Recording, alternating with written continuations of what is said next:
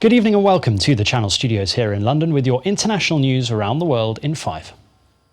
The US Democratic presidential candidate Joe Biden and Senator Kamala Harris have made their first appearance together as running mates, starting a new phase in the campaign for the White House.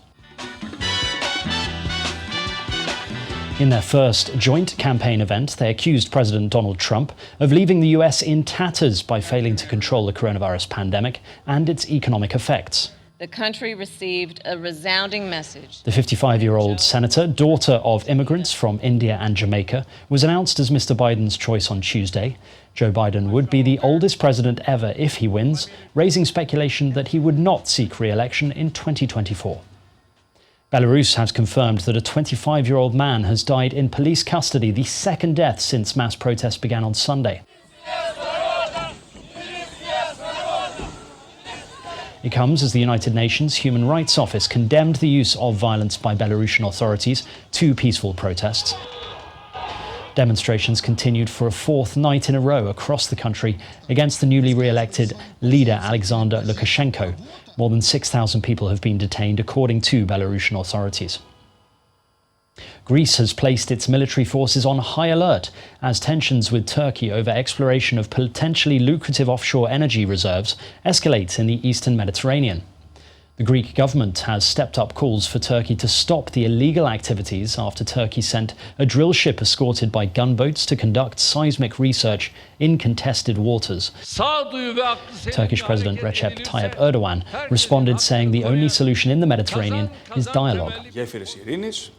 Greek Prime Minister Kyriakos Mitsotakis thanked French President Emmanuel Macron after he demanded Turkey halt its explorations and said he would reinforce France's military presence in the area.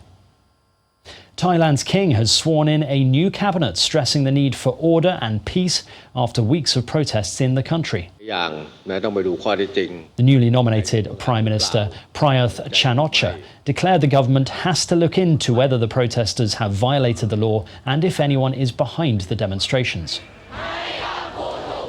Over recent weeks, high school and university students have targeted the government and the monarchy, calling for its dissolution and for democratic reforms.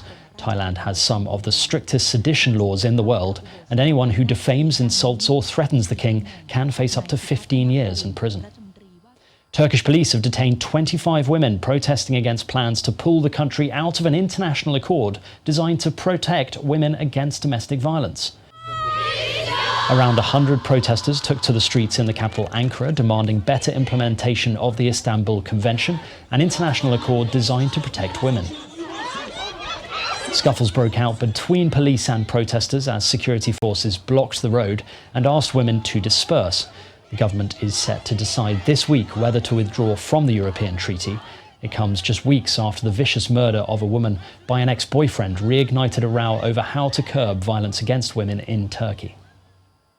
Mauritius Prime Minister has announced that almost all of the oil has now been removed from the damaged Japanese ship, which has leaked an estimated 1,000 tons of oil into the sea. According to authorities, all fuel had now been removed from tanks, but there was some residue in parts of the ship. The MV Wakashio struck a reef and went aground off the Indian Ocean island's southeast coast on July the 25th.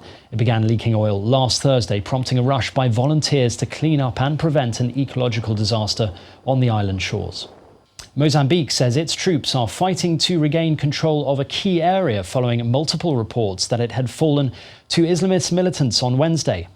The military says there is ongoing action against Islamists who have been using the local population's shields.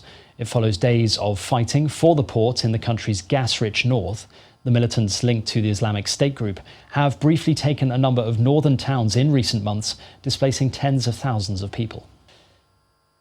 And finally, in a bizarre move even for him, Donald Trump has complained about the pressure coming out of the showers, to the extent the US government has proposed changing the definition of a shower head. And on behalf of the United States, the Trump administration has asked for rule changes that would allow shower heads to boost water pressure after Donald Trump repeatedly complained that water does not come out fast enough from fixtures, saying that his hair has to be perfect.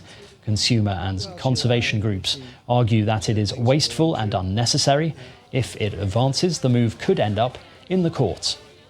And that's your international news around the world in 5. Now back to the channel studios in Lagos.